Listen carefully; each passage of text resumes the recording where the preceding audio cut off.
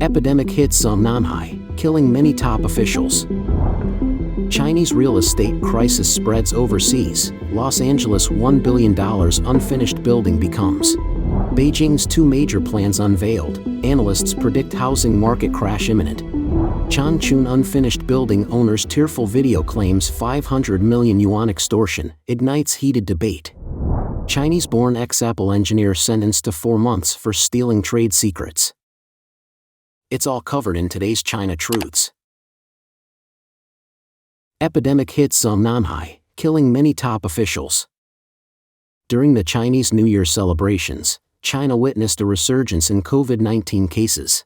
This led to hospitals being overwhelmed in numerous regions and an increase in fatalities, including among younger and middle-aged populations. However, the authorities continue to conceal the reality of the situation. Social media videos from this period highlight the extreme pressures faced by hospitals nationwide, showing endless streams of patients, lengthy waits for outpatient services, and a dire shortage of beds.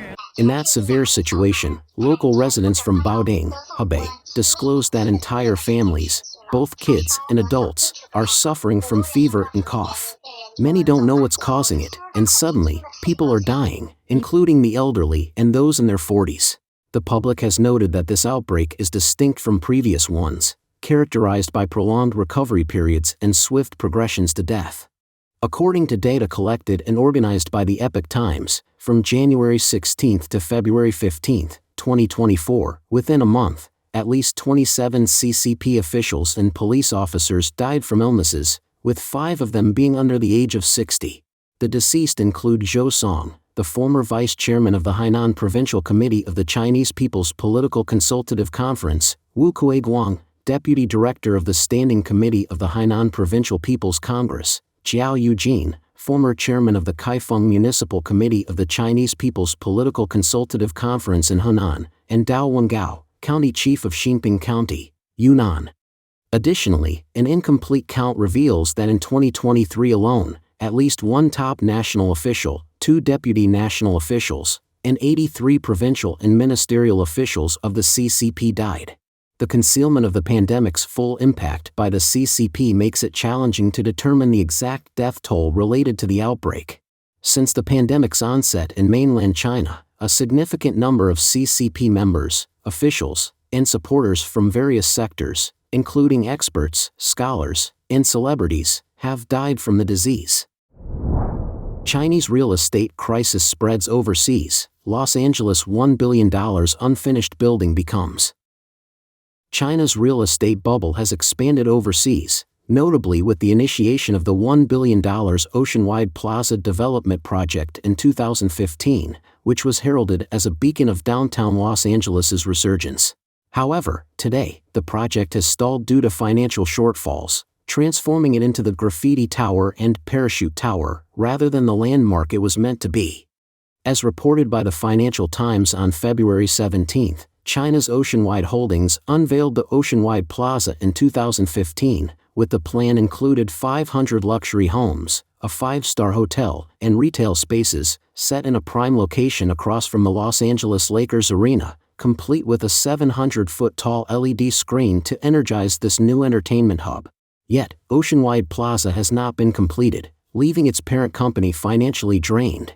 Instead of becoming a central feature of the city, it has morphed into a dilemma for Los Angeles officials. The project's 3 incomplete towers are now canvases for gravity-defying graffiti, drawing global attention during the Grammy Awards ceremony held nearby in January. This spectacle has attracted an influx of graffiti artists and thrill-seekers. Subsequently, videos of paragliders leaping from the structure's bare girders, soaring down from over 20 stories, emerged. This was also the last straw for Los Angeles Mayor Karen Bass. She warned a local television station this week, "I assure you, if that location isn't swiftly locked down, tragedy will unfold. The property owner owes the city every cent." Los Angeles City Council member Kevin DeLeon has introduced a motion this week, describing Oceanwide Plaza as a blight on the otherwise lively downtown area of Los Angeles. He highlighted that the building is not only marred by graffiti and base-jumping incidents but has also been targeted by thieves stripping its copper wiring. The city has already demanded that Oceanwide tidy up and safeguard the construction site by the 17th. Should Oceanwide fail to meet this demand, the city will intervene, and Oceanwide will be responsible for the expenses. This motion garnered support from fellow council members, who are urging Oceanwide to erect robust fencing around the premises, boost security measures, and remove graffiti and obstructions affecting public spaces around the project. As of this weekend, the city harbors low expectations for Oceanwide to fulfill these obligations by the deadline, with the company not even responding to communications. In such an event, officials have expressed intentions to reclaim around $3.8 million needed for the acquisition of the land from the company. Construction on Oceanwide Plaza kicked off in 2017. However, the escalating tensions between the Trump administration and Beijing led to a cooldown in China's once booming real estate market, resulting in Oceanwide Holdings being delisted from the Hong Kong Hang Seng Mid-Cap Index that year. By 2019, construction halted amid contractor complaints over unpaid bills. The unfinished plaza is now believed to shelter around 6,000 homeless individuals. There are suggestions to repurpose Oceanwide Plaza as housing for the homeless and those with low income. Donald Spivak, a former official of the Los Angeles Community Redevelopment Agency, voiced skepticism about the city's willingness to take control of the property itself. He anticipates the city would prefer to avoid becoming the property owner, given the significant implications. Meanwhile, Richard Shave, a Los Angeles historian, preservationist, and tour guide, noted that if the building fails to attract a buyer, demolition could be considered. However, this option would necessitate a prolonged review process. Furthermore, he stated that demolition would occupy considerable landfill space and create extensive pollution. We've never undertaken such a task in the downtown area. Beijing's two major plans unveiled. Analysts predict housing market crash imminent. China's housing market is nosediving, sparking developer bankruptcies and shaking confidence in real estate investments. This downturn is hampering China's economic expansion and unsettling global investors. Amidst this turmoil, Xi Jinping is steering two pivotal strategies: phasing out private real estate enterprises in favor of state-run projects, and ramping up affordable housing construction. The goal is to boost government-built, affordable housing from about 5% to 30% of the housing market, aligning with Xi's broader agenda to tighten CCP's grip on the economy and curb private sector growth. In recent moves, Xi has emphasized accelerating a shift towards a real estate model centered on affordable housing, a vision backed by substantial plans like the State Council's directive to add 6 million affordable units in major cities over 5 years. Vice Premier He Lifeng, a key Xi ally, is the architect behind these ambitious projects. Yet, with no official endorsement yet, the feasibility of these plans, costing an estimated $1.4 trillion over 5 years, raises concerns over China's financial readiness, especially considering local governments' hefty debts. Critics argue that Beijing's plans could exacerbate fiscal strains, with some labeling the strategy as a path to creating more ghost cities. Goldman Sachs analysts draw parallels between China's situation and the 2008 U.S. housing crisis, predicting a prolonged downturn for China's real estate market. The International Monetary Fund, IMF, recently issued a stark warning that China is experiencing an unprecedented real estate downturn, comparable only to the most severe crashes of the past 3 decades, while financial experts point to the severe risks of bank interventions in propping up the sector, potentially leading to massive bad debts. Taiwanese finance expert Huang Shizong, speaking on New Tang Dynasty TV, warned of a severe capital chain crisis hitting China's real estate sector. Developers are in a tight spot, struggling to find funding, prompting banks to step in with direct financial support. However, this move comes with its own set of risks, including the need for banks to offer guarantees or direct loans. Huang stressed that if developers can't get back on track, the looming bad debts could overwhelm banks and potentially trigger the bursting of the real estate bubble. Columnist Wang Yi added to the discussion, pointing out that China's real estate sector is at a critical juncture, facing an imminent collapse. Real estate, making up a quarter of China's GDP, plays a pivotal role in the country's economic growth, impacting the banking system, local government finances, and the wealth of citizens. A collapse would have far-reaching effects, jeopardizing the banking and financial systems, destabilizing fiscal policies, and eroding personal wealth, leading to a dire economic crisis in China. Changchun unfinished building owner's tearful video claims 500 million yuan extortion, ignites heated debate. China's real estate crisis is intensifying, underscored by a surge of unfinished buildings across the country, igniting public outcry and concern. A striking instance of this crisis was brought to light in a viral video on February 15, showcasing the plight of Zhongnanhai, a real estate developer from Changchun. Jian revealed his struggle to complete the Shanghai Suihu Garden project, attributing the delay to extortion by local gangs demanding $500 million yuan. In an emotional plea, Jian says, "I took on the Shanghai Suihu Garden project in the Chaoyang district back in 2011, and by 2016, it was nearly finished. However, homeowners still can't move in, and I deeply apologize. The delay is due to criminal gangs in Changchun disrupting our site, vandalizing our office, and laying claim to our properties. They've threatened me, seized control of the project, and forced us into paying exorbitant fees and interest.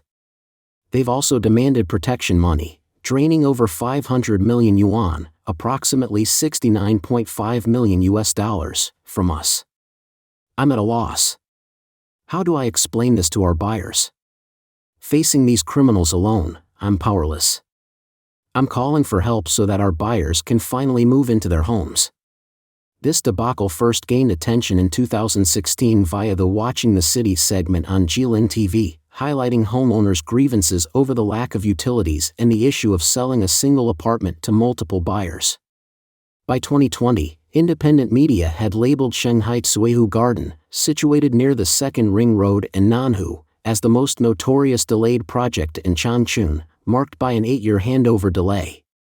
Initially developed by Changchun Shanghai Supreme Real Estate Development Company, Limited in 2010 and located near Nanhu, the project initially promised homes at around 5,000 yuan, about $695 per square meter in 2011, requiring full upfront payment for a 2012 handover.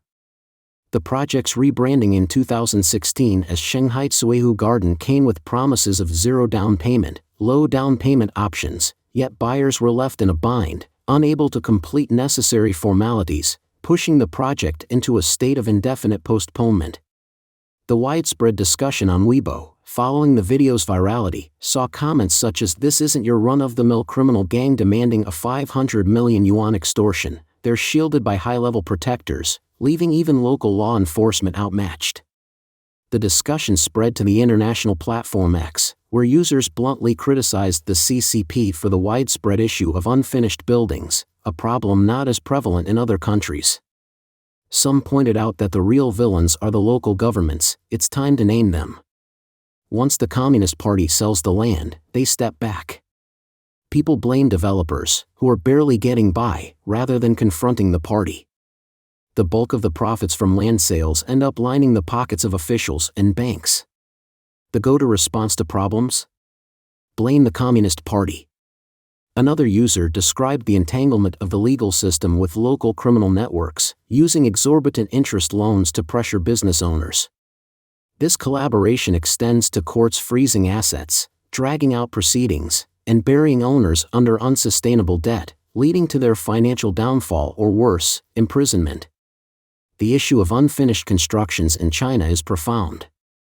For example, last month, the beleaguered Chinese real estate behemoth Evergrande was mandated by the Hong Kong High Court to undergo liquidation. Estimates from various media outlets on the mainland suggest Evergrande has left behind about 1,300 incomplete projects, encompassing 1.62 million units and impacting around 6 million homeowners.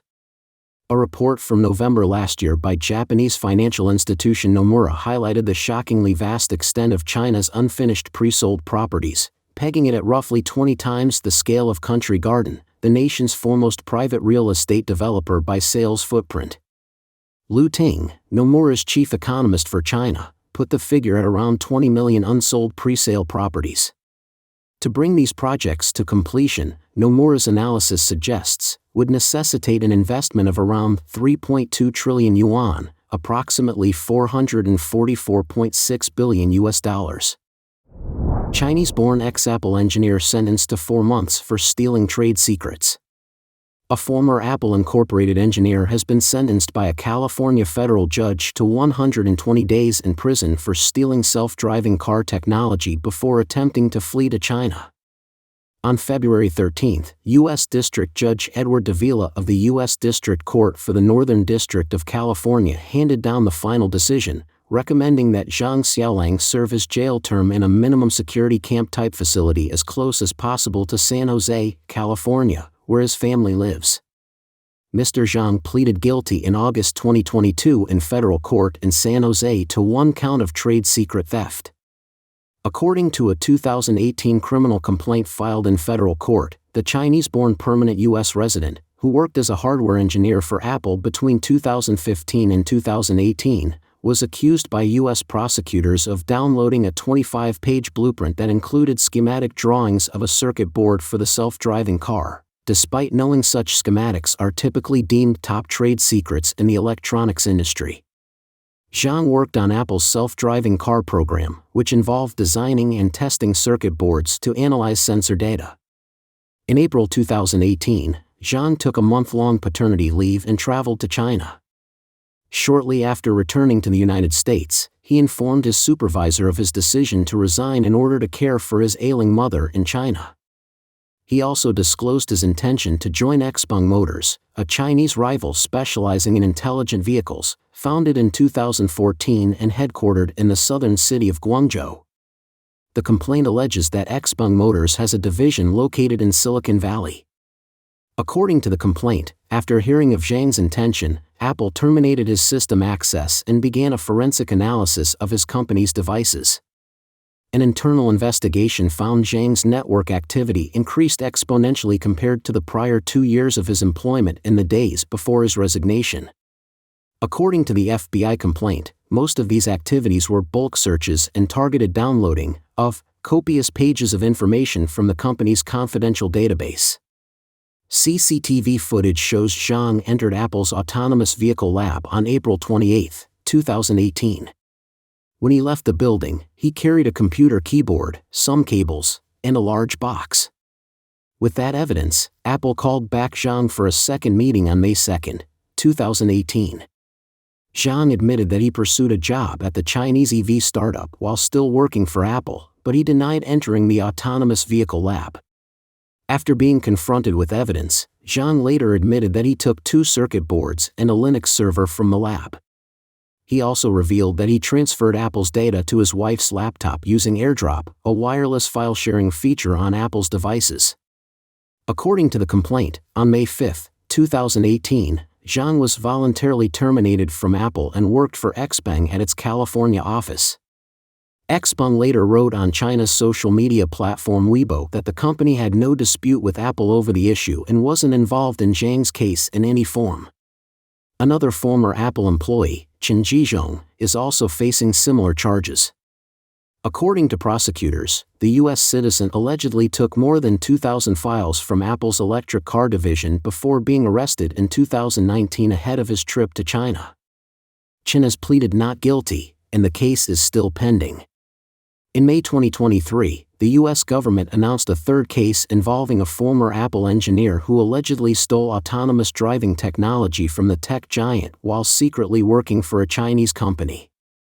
Wang Weibao, a software engineer at Apple from 2016 to 2018, faces 6 counts of theft or attempted theft of trade secrets. Each count carries up to 10 years in prison if extradited and convicted. Wang fled to China shortly after the U.S. law enforcement searched his residence in 2018. Don't forget to leave a comment in the section below to share your opinions on today's topic with us. Make sure to like and subscribe to see more interesting topics from China Truths.